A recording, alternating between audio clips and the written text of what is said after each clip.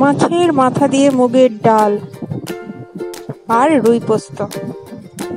Good morning.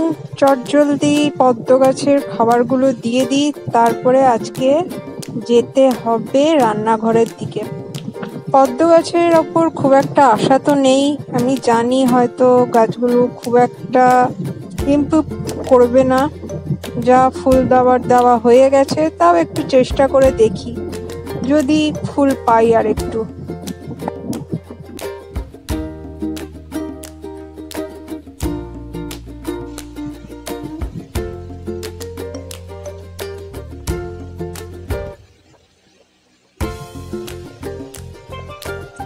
চলে এসেছি রান্নাঘরে। ফার্স্টে এখন ডালটা করব, সেই জন্য তেল দিলাম, সর্ষের তেল, শুকনো লঙ্কা, তেজপাতা আর হিং, এগুলো ফোড়ন হিসাবে দিলাম।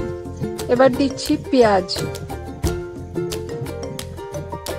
পেঁয়াজটাকে একটু ভালো করে ভেজে নিতে হবে। এবার টমেটো দিলাম। টমেটো দিয়ে একটু নুন দিয়ে দেবে, তাহলে টমেটোটা তাড়াতাড়ি গলে যাবে। এখানে একটা মশলা বানিয়ে রেখেছি আমি, হলুদ, ধনে, জিরে আর আদা বাটা, এই সব কটাকে একসাথে জলে গুলে রেখেছিলাম। এটাকে আমি মশলা হিসেবে কষাতে দিয়ে দিলাম। মাছের মাথা মা আগের থেকে ভেজে রেখেছিল, ওটাকেও এই মশলার সাথে একটু কষিয়ে নিচ্ছি। আমি মাছের মাথা গোটা গোটাই রাখি, ভাঙি না, তোমরা ভেঙে দিতে পারো।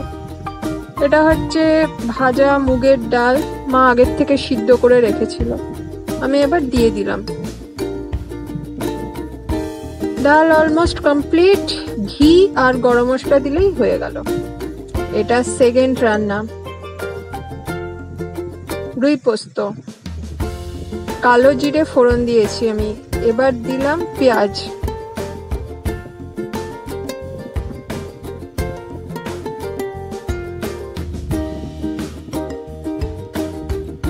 এখানে পেঁয়াজটাকেও কিন্তু ভালো করে ভাজতে হবে।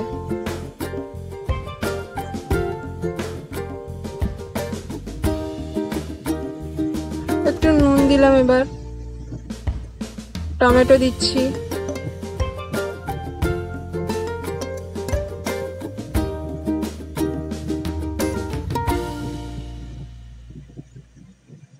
একটুখানি ভালো করে নেড়ে নি। পোস্ত মিক্সিতে পেস্ট করে রেখেছিলাম, ওটা এবার দিয়ে দিলাম। এবার একটু হলুদ দেবো এর মধ্যে, দিয়ে একটু পোস্তটাকে কষিয়ে নেবো। এখানে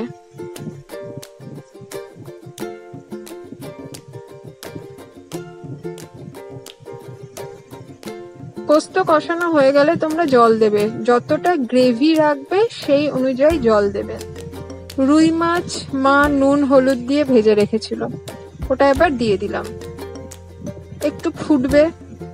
নামানোর আগে একটু ধনেপাতা অবশ্যই দেবে, এটা ভালো লাগে খেতে। নাও দিতে পারো তোমাদের যদি ধনেপাতা ভালো না লাগে।